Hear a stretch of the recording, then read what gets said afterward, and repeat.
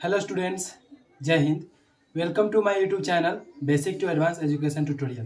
तो आज मैं बताने वाला हूँ बिहार बोर्ड क्लास 8 का प्रश्नावली 9.1 का क्वेश्चन नंबर 4 से।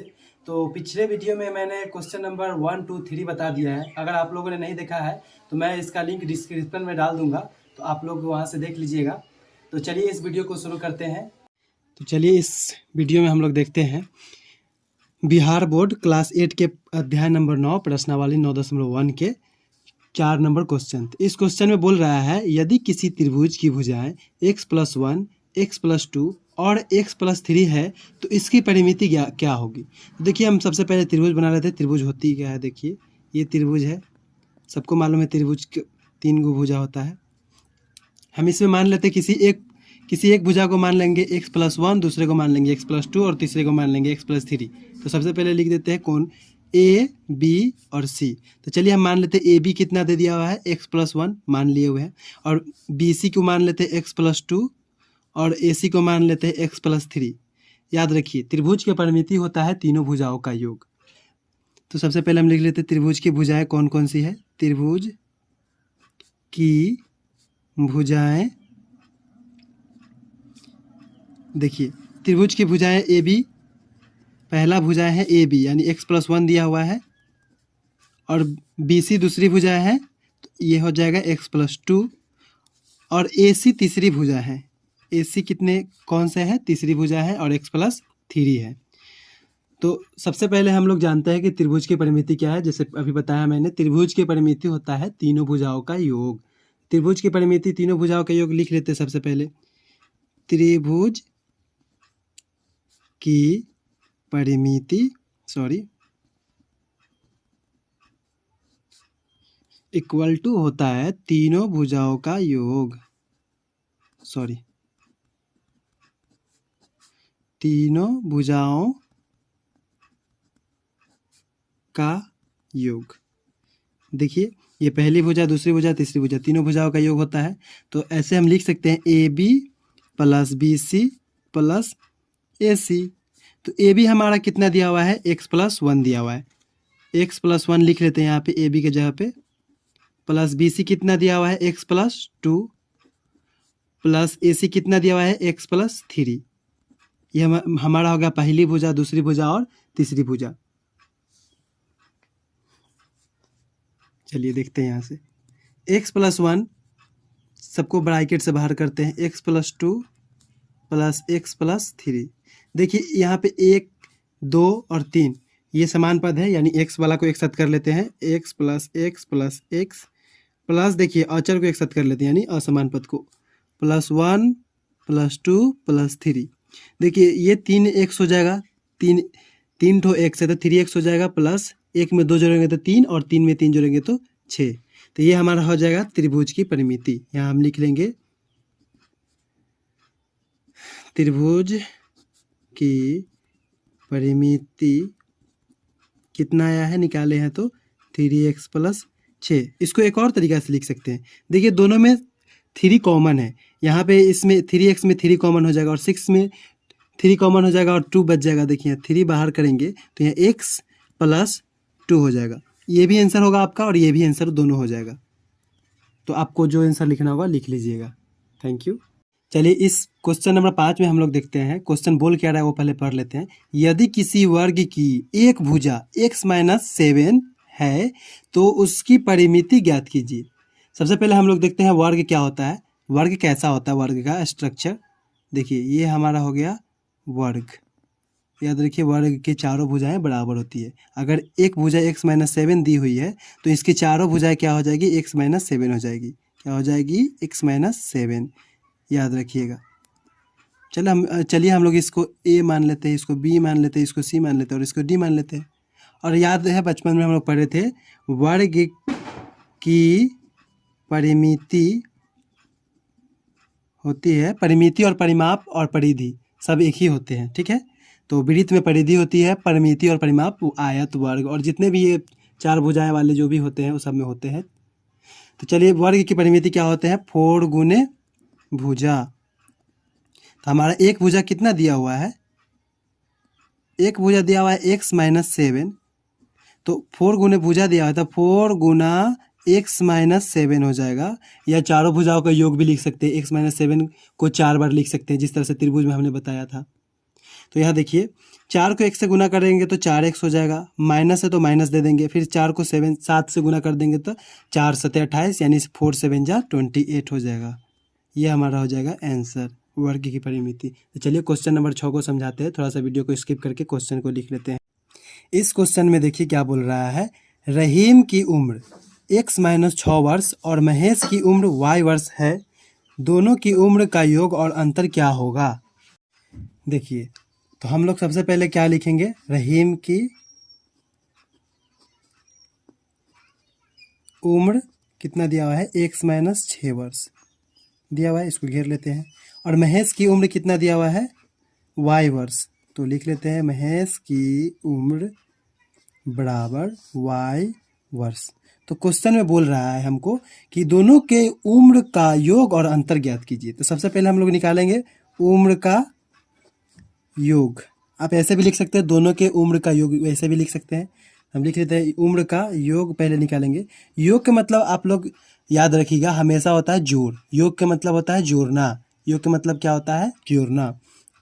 तो सबसे पहले हम लोग योग निकालेंगे, x माइनस 6, ये हो जाएगा रहीम की उम्र और महेश की उम्र, दोनों के उम्र का योग निकालना है। तो योग के मतलब जोड़, और महेश की उम्र को भी लिख लेंगे यहाँ पे। तो क्या हो जाएगा, दोनों के उम्र का योग x माइनस 6 y प्लस में y। तो देखिए सबको सजा कर लिख देते हैं, x प्लस y माइनस 6, ये हो जाएगा दोनों के उम्र का योग। और दोनों के उम्र का क्या लिखेंगे, अंतर। तो ऐसे लिखेंगे उम्र का अंतर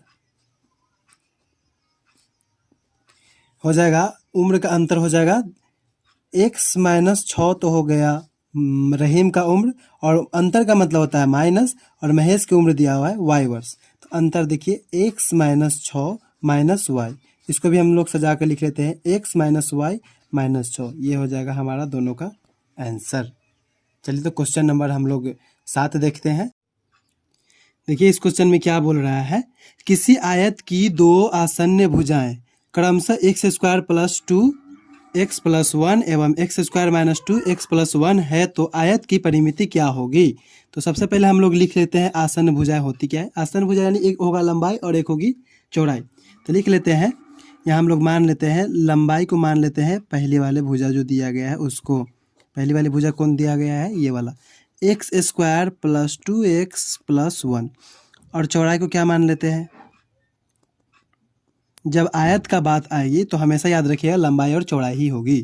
तो यहाँ पे देखिएगा ये हो गया x square minus 2x plus 1। तो हम लोग निकाल लेते हैं, आयत की परिमिति निकालने के लिए बोल रहा है, तो हम लोग निकालते हैं आयत की परिमिति। आप लोगों को याद ही होगी क्या होती है आयत की परिमिति, बचपन में ही पढ़े थे, 2 इंटू लंबाई प्लस चौड़ाई। याद रखिएगा, इसको लंबाई को शॉर्ट में लिखे हैं, ये चौड़ाई को भी शॉर्ट में लिखे हैं। ये देखिए दो तो नियम के साथ है, तो रहने देंगे। लंबाई हमको कितना दिया गया है, x square plus 2x plus 1, और प्लस चौड़ाई कितना दिया गया है, इसको घेर लेते हैं। चौड़ाई कितना दिया गया है, x square minus 2x plus 1, ये हमारा हो गया चौड़ाई। चलिए यहाँ पे हम लोग मिडिल ब्रैकेट दे देते हैं, ध्यान रखिएगा सबको ब्रैकेट से बाहर करते हैं। x square plus 2x plus 1 plus x square minus 2x plus 1, इसको घेर लेते हैं। देखिए एक्स स्क्वायर वाला को एक साथ कीजिए। सबसे पहले याद रखिए हमेशा ब्रैकेट यानी कोष्ठक के अंदर का काम करते हैं, कोष्ठक के अंदर यही सब है। तो सबसे पहले इसका काम करेंगे, एक्स स्क्वायर और एक्स स्क्वायर को एक साथ लिख देते हैं, एक्स स्क्वायर प्लस 2x और 2x को एक साथ लिख देते हैं 2x, और ये माइनस में 2x है याद रखिएगा, प्लस 1 और प्लस 1 एक साथ लिख देते हैं। यहाँ देखिए एक्स स्क्वायर और एक्स स्क्वायर को जोड़ेंगे तो 2x स्क्वायर हो जाएगा, और यहाँ देखिए 2x में से 2x घटेगा तो 0 हो जाएगा, इसको काट लेते हैं। और प्लस है तो प्लस एक कितना हो जाएगा जोड़ने पर 2। चलिए इसको गुना कर लेते हैं, ये गुना में है। याद रखिए हमेशा कोष्ठक का मतलब ब्रैकेट का मतलब हमेशा गुना होता है। तो 2 को 4 से गुना करेंगे, 2 दूना 4 एक्स स्क्वायर हो जाएगा, 2 2 जा 4, और दो प्लस है तो प्लस दे दे पहले, और फिर 2 को 2 से गुना करेंगे तो ये भी 4 हो जाएगा। तो ये हमारा आ गया आयत की परिमिति ज्ञात करने के लिए बोला था, तो हम लोग वो निकाल दिए, ये आंसर हो गया। तो चलिए क्वेश्चन नंबर 8 को देखते हैं। वीडियो को स्किप करके क्वेश्चन को लिख लेते हैं।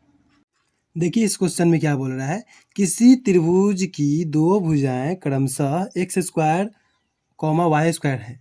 यदि परिमिति X square plus Y square plus Z square हो तो त्रिभुज की तीसरी भुजा ज्ञात कीजिए। देखिए इसमें 2 भुजा तो दे दिया गया है और त्रिभुज की परिमिति भी दे दिया गया है। हमको तीसरी भुजा को ज्ञात करना है। तो त्रिभुज में मालूम ही है सबको कि 3 भुजाएं होती है। तो सबसे पहले लिख लेते हैं, त्रिभुज को बना लेते हैं। त्रिभुज का स्ट्रक्चर ये हो गया हमारा त्रिभुज। इसको मान लेते ए, इसको मान लेते बी, इसको मान लेते सी।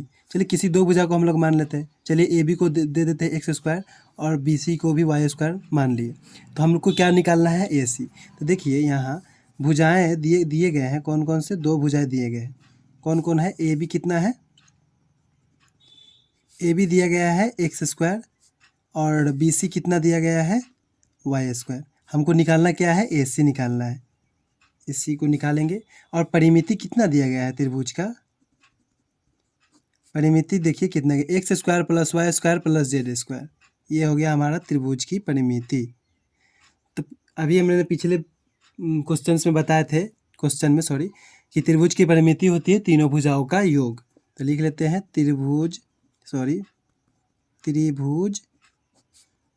की परिमिति इक्वल टू तीनों भुजाओं का योग। तो त्रिभुज की परिमिति कितना दिया गया है, x square plus Y square plus Z square. तो परिमिति के नीचे ही लिख लेते हैं x square plus Y square plus Z square. Equal है तो इक्वल देंगे। और त्रिभुज की तीनों भुजाओं का योग यानी A B plus B C plus A C होगा। तो देखिए ये तो सेम रहने देते हैं। पहले सबसे पहले ये वाला देखिए, ए बी कितना दिया गया है हमको, एक्स स्क्वायर। तो x square plus B c कितना है, यहाँ से भी देख लीजिए बी सी कितना है, वाई स्क्वायर। और ए सी तो हमको दिया ही नहीं, जो कि तीसरी भुजा है उसी को तो हमको ज्ञात करनी है। तो चलिए ए सी को ए सी ही लिख देते हैं। याद रखिए हम लोग समीकरण में पढ़े थे, जब भी प्लस वाला बराबर के इस पर आए या उस पर जाए तो प्लस को माइनस हो जाता है और माइनस प्लस हो जाता है। तो यहाँ एक्स के आगे कुछ नहीं, तो ये प्लस कहलाएगा। तो इसको सबसे पहले हम लोग परिमिति को लिख ही देते हैं, सबसे पहले जो लिखा गया है उसको। और ये देखिए प्लस है तो इधर आके हो जाएगा माइनस एक्स स्क्वायर, ये भी प्लस है तो इधर आके हो जाएगा माइनस वाई स्क्वायर, और इक्वल है तो इक्वल दे देंगे और ए सी को उधर ही रहने देंगे। ए सी का मान ज्ञात करना है। और देखिए ध्यान से देखिए, एक्स स्क्वायर ये प्लस में है और ये माइनस में, तो ये दोनों को काट देते हैं क्योंकि घटाएंगे तो जीरो ही आएगा। और ये वाई स्क्वायर प्लस में, ये वाई स्क्वायर माइनस में, इसको भी काट देते हैं, घटाकर जीरो आता है। तो बचा क्या हमारा, जेड स्क्वायर बराबर ए सी। देखिए ए सी का मान निकल गया हमको, इसको सीधा करके लिख देते हैं जेड स्क्वायर। तो हमको तीसरी भुजा मालूम पड़ गया, तीसरी भुजा बराबर जेड स्क्वायर। ये हो गया आंसर। तो कैसी लगी वीडियो? अगर ये वीडियो आप लोगों को अच्छी लगी तो लाइक कर दीजिए, सब्सक्राइब कर दीजिए इस चैनल को, और शेयर करिए आप अपने दोस्तों को, जो भी आप लोगों के साथी है पढ़ने वाले, जो कक्षा 6 से लेकर 10 तक जो भी बच्चे हैं उनको आप लोग शेयर कर दीजिए ताकि वो लोग भी कुछ सीख पाए। तो मिलते हैं नेक्स्ट वीडियो में, तब तक के लिए जय हिंद।